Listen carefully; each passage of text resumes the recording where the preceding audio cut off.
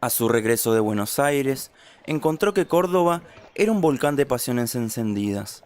La ley de matrimonio civil había despertado fuerte resistencia en los sacerdotes y los sectores católicos tradicionales. El gobierno, por su parte, se mostraba inflexible y exigía su cumplimiento. Era una orden. Ningún sacerdote podía bendecir un matrimonio si los novios no presentaban el comprobante de que se habían casado por civil. Se quedó unos días visitando a sus amigos de la capital de la provincia. Así, pudo enterarse de que el cura de Punilla se negaba a cumplir lo establecido sobre matrimonios y casaba cuanta pareja llegaba a su iglesia, sin pedirle ningún certificado del registro civil. Un fiscal de la provincia le dio la razón. El gobernador Marcos Juárez destituye inmediatamente al funcionario y sin demora pone preso al cura. Otro tanto había ocurrido con el párroco de Altagracia. En las sobremesas, los amigos trataban de que Brochero diera su opinión sobre el espinoso asunto. Nadie ignoraba su estrecha relación con Juárez Celman, cerebro de estas innovaciones liberales. Brochero respondía con medias palabras. Miguel es una buena persona. Cuando la discusión se volvía tensa o cuando alguno lo acusaba directamente de falta de fidelidad a la Iglesia y de colaboracionismo con el gobierno laicista, sin inmutarse, decía: Esto del matrimonio civil no cambia para nada las cosas. Ya se sabe que el único matrimonio válido para Dios es el que instituyó Jesucristo. El asunto del civil es como un censo que el gobierno hace, como cuando quien hace unas anotaciones para saber qué cantidad de hacienda tiene uno. No hay que dar por el pito más de lo que vale el pito. El mismo criterio siguió cuando regresó a su parroquia. Allí, la vida continuaba a su ritmo, marcado por siembras y cosechas, lunas, nevazones y primaveras. Este es mi mundo. Gracias, Señor. Cada vez lo llenaba de mayor emoción el trato con su gente tan sencilla, tan abierta a la gracia de Dios y tan cambiada por las incontables tandas de ejercicios espirituales.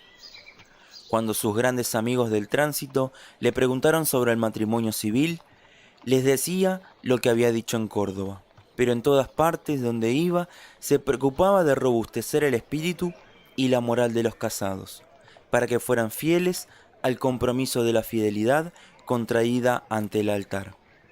La quietud provinciana no se compadecía con el clima turbulento que vivía la gran capital del país, la orgullosa Buenos Aires. La Argentina estaba embarcada en temerarias empresas de especulación y los recursos del país no podían aguantar indefinidamente esas actitudes suicidas. Los bancos europeos reclamaron el dinero que habían prestado, pero no había con qué pagar. En última instancia, la culpa de esta bancarrota la tenía el sistema liberal instaurado por Roca, pero el chivo expiatorio de la crisis fue Juárez Celman. El 26 de julio de 1890, Leandro Alem organizó una revolución. Derroquemos al gobierno para devolverlo al pueblo, a fin de que el pueblo lo reconstituya sobre la base de la voluntad nacional.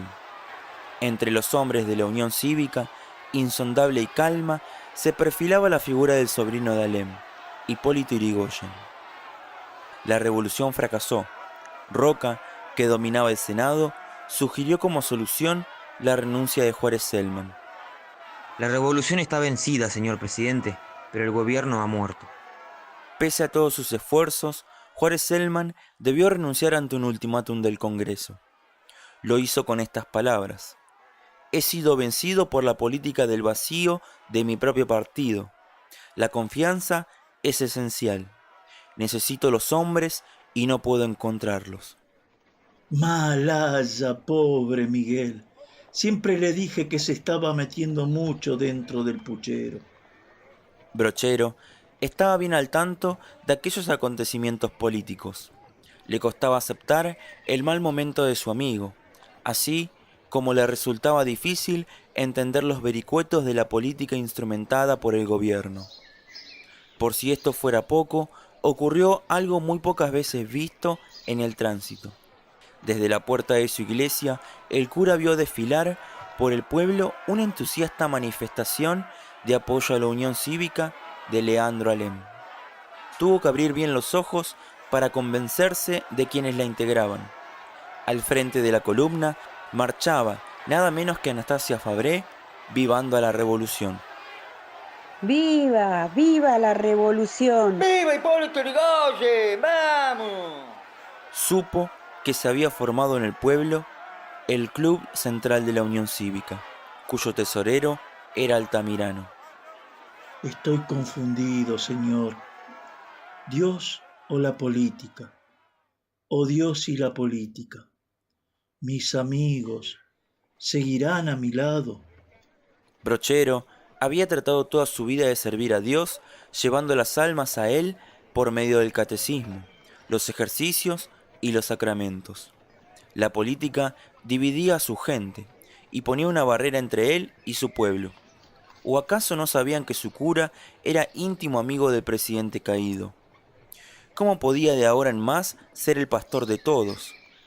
Cuando se diera vuelta para predicar, ¿no le echarían en cara con la mirada que él era el compinche de los que habían llevado el país a la bancarrota? Nunca se había visto en estos pagos semejante efervescencia política. ¿Qué pasaba? Era la necesidad de participar, tal vez. Sabía bien que con Roca y Juárez las elecciones eran una ficción. La voluntad real de la gente no se tenía en cuenta. ¿Qué hacer de ahora en más? Se puso a rezar a su Purísima para que lo iluminara. La voz del pueblo es la voz de Dios.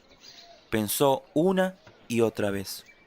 Por algo será que mi gente tan buena, tan entregada, tan fiel, se vuelva ahora a este movimiento. Pero sentía la necesidad de ser fiel a su vieja amistad con Miguel. Por eso guardó ante sus feligreses un prudente silencio, y en la intimidad de su pieza escribió al amigo: Miguel querido, con sorpresa he recibido la noticia de tu renuncia, pero tú sabrás lo que haces. Como te habrá dicho Eloísa, yo iba todos los días al ministerio a preguntarles cómo iba la revolución, y se me contestaba que iba bien, como que fue sofocada, pero luego vi en los diarios tu renuncia. Repito, vos sabrás lo que has hecho. Yo nunca he valido nada, pero puedes contar con mi amistad como siempre. Aquel año fue particularmente duro para José Gabriel. Además de la desgracia política de su gran amigo, el 29 de octubre falleció su madre en el pueblo donde había pasado toda su vida, Santa Rosa del Río Primero. Brochero no pudo estar con ella en el instante decisivo. Solamente, unos meses más tarde, fue a orar su dolor junto a la tumba de quien lo había traído a este mundo. Madrecita, cómo hubiera querido besar tu frente antes de que partieras. Espero encontrarme con vos para matear en el cielo junto al Señor. Experimentó entonces la humana desazón del hombre solo. Muchos años a cuestas, 20 de cura en el tránsito, 115 rodadas de caballo y mula, y una sensación extraña de que sus dedos no tenían ya la sensibilidad de antes.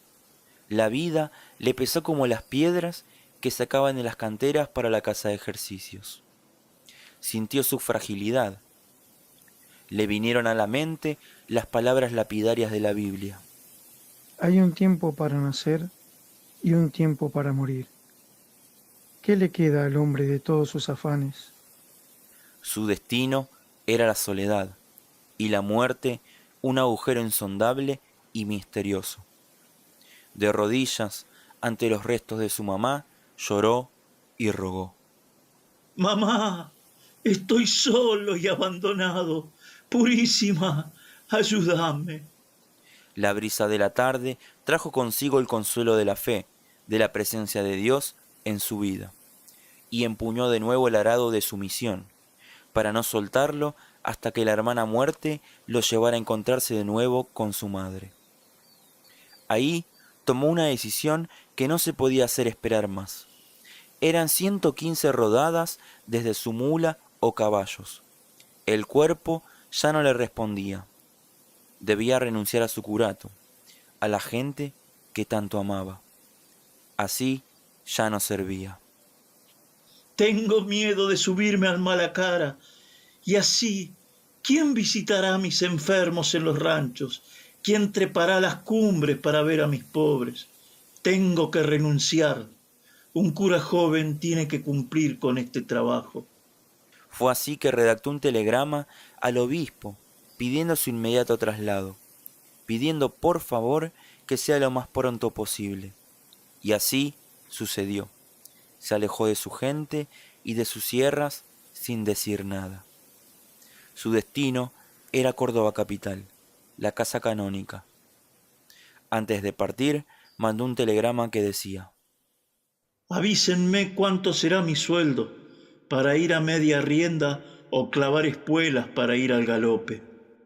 Brochero no tenía un peso en sus bolsillos y tuvo que mendigar al llegar a Córdoba una habitación. Así fue que el comisario Galíndez le hizo un ofrecimiento.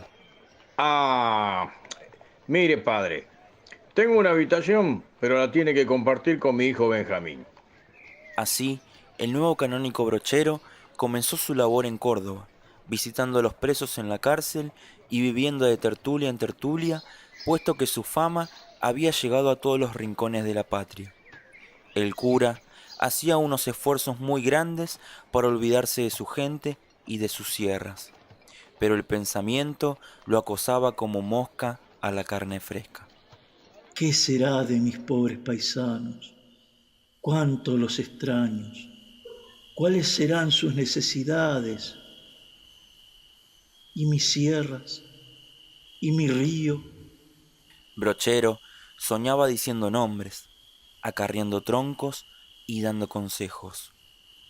El joven Benjamín escuchaba en silencio todo lo que el cura decía, y fue él que meses después, en la soledad de la habitación, le dijo: Padrecito, usted no puede seguir así. Usted tiene que volver con su gente. De la misma manera que usted los extraña a ellos los están extrañando a usted. Gracias, mi hijo. Es lo que me faltaba para pegar la vuelta. Hoy mismo voy a hablar con el obispo, aunque nadie del pueblo me escribió en tuito este tiempo. El cura, al amanecer, salió para encontrarse con el nuevo obispo y decirle sus sensaciones. Monseñor, extraño mucho a mi gente. No puedo acostumbrarme a este lugar. Esta mula vieja no es para este corral. Si usted dispone de un sacerdote joven, él podrá ayudarme y entre los dos haríamos el fatigoso trabajo. Inmediatamente lo voy a nombrar nuevamente párroco de ese lugar. Nadie quiere ir. Y mire la cantidad de cartas que me han mandado la gente de su pueblo. Y es para que usted vuelva. Brochero, al ver la gran cantidad de cartas, se le hizo un nudo en la garganta de la emoción y le pidió al obispo: Monseñor, solo una cosa le pido, que avise al pueblo de que vuelvo. ¿Querés que te hagan una bienvenida? Eso está mal. Te fuiste sin que te despidan y ahora... No, monseñor. El cura lo cortó abruptamente. Quiero que dejen de insultarlo a usted. Conozco los bueyes con los que aro. Conozco a mis paisanos. Así lo voy a hacer. Ahora mismo. Prepárate y partí lo antes posible y llévate todas estas cartas que son muestras de amor de tus paisanos, como vos lo llamás. El cura era un niño nuevamente. Avisó a toda Córdoba que volvía a sus sierras, a su gente, pero interiormente sabía que algo estaba mal. No sentía algunos dedos de sus manos y pies. ¿Esta sería la enfermedad que lo llevaría a la muerte? Cuando volvió a su parroquia, se encontró con una gran sorpresa. Frente a la puerta de la casa había un sulky inglés, de maderas impecablemente barnizadas y bronces lustrosos, con su caballo de tiro liviano. ¿Y esto de quién será? ¡Qué hermoso que es! ¡Qué hermoso carruaje! Dio una vuelta a su alrededor, y de pronto todo el pueblo salió del templo. Se habían escondido para sorprenderlo. Se abrazaban y gritaban de alegría.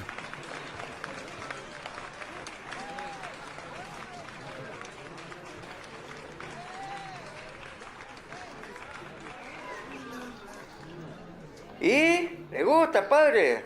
¿Has visto qué lindo que es? Este sulky es para usted, padre. Es un regalo de sus amigos que tiene allá en Córdoba. Mire, decidieron regalárselo para sus viajes, así va mucho más rápido. Y no se cae más. Como chico con zapatos nuevos, el cura miraba el sulky por un lado y por otro, observando hasta el último detalle de fabricación de esa joya de la tracción a sangre. Y no tardó en estrenarlo. Al día siguiente ya estaba yendo a uno de los pueblos cercanos para visitar a los catequistas y confesar a la gente. La llegada del sulky provocaba el asombro de todos, mientras Brochero se daba aires de gran señor y decía: Miren un poco esto.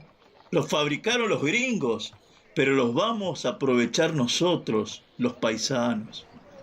Y así fue.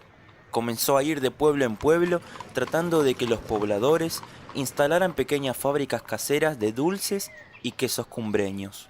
Hay que producir mayor cantidad. Hay que llevar todo a Soto y de ahí a Córdoba. Allí tengo gente amiga que va a comprar todo lo que hagamos. Le preocupaba que los muchachos y las jóvenes se fueran de allí por falta de horizontes, porque en la gran ciudad perdían muchas veces su honor y sus buenas costumbres. Viendo los montes de frutales que producían manzanas exquisitas, se le ocurrió comercializar el producto. A ver, siéntense y escuchen. Si sacamos las manzanas verdes, ¿cuánto tiempo tardan en madurar? Y serán unos 10 días, señor cura. Justo lo que quería escuchar. Pongamos las manzanas en barriles y mandémoslas a Buenos Aires. Llegarán con el tiempo justo de maduración para hacer comidas. De acuerdo con la gente, se las ingeniaron para acondicionar bien las manzanas en barriles, cajones y enviarlas a las autoridades nacionales de Buenos Aires, con las que el cura seguía manteniendo contactos a pesar del alejamiento de Juárez Celman de la escena política. Ese año, 1900, vino a visitar la parroquia el obispo de Córdoba, Monseñor Reginaldo Toro. El recibimiento fue triunfal, caravana de vecinos, fiesta popular y almuerzo presidido por el prelado.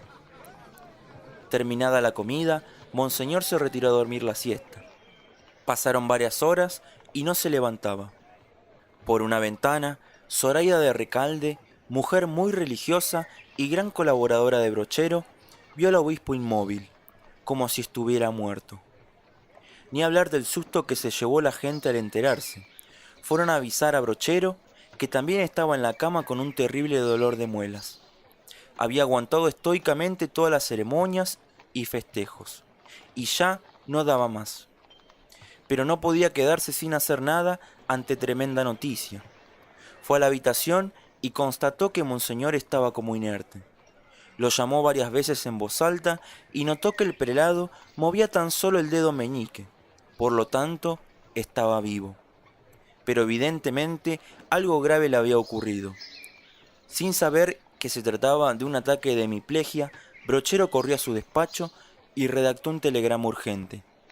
Toro empastado, media res muerta, mande médico, yo loco de muelas. Monseñor Toro fue trasladado de urgencia a Córdoba y logró reponerse. A pesar de su precaria salud, gobernó la diócesis todavía 4 años más. Cuando le comentaban su famoso telegrama, Brochero siempre negaba con una sonrisa cómplice haber enviado algo así. En el año 1908, el cura sintió un fuerte dolor de cabeza y fue de doña Anastasia a contarle de su dolor. Esta, Le dijo que se recueste, que debía estar congestionado, y así, a la usanza de esos tiempos, preparó unos sinapismos y se los aplicó en las piernas. Padre, aguante un poquito, que el calor parecerá que lo quema. Pero esto le hará bien. La sorpresa fue que nada sentía el cura, y sin que él se diese cuenta, Anastasia clavó profundamente una aguja en sus pies, y el padre Brochero no se inmutó.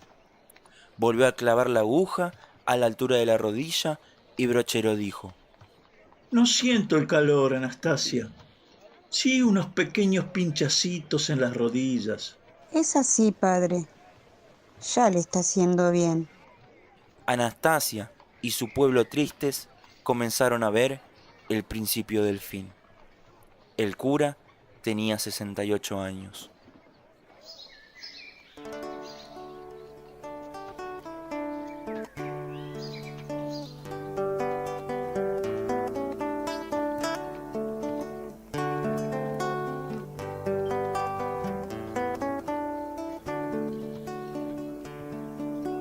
Desde las altas cumbres de los tiempos, trayendo el evangelio y muy de a pie, como suave llovizna de la gracia, llega la actualidad José Gabriel. ¿Qué nos podrá decir con ese ejemplo de una vida más simple y más humana? Con esa fe tan firme y tan jugada hacia los excluidos de su tiempo. Que llueva trabajo, amor, salud, verdad y sed de leer y meditar el Evangelio. Que llueva la luz de tu oración, que haga crecer la fe celeste y blanca de tu pueblo.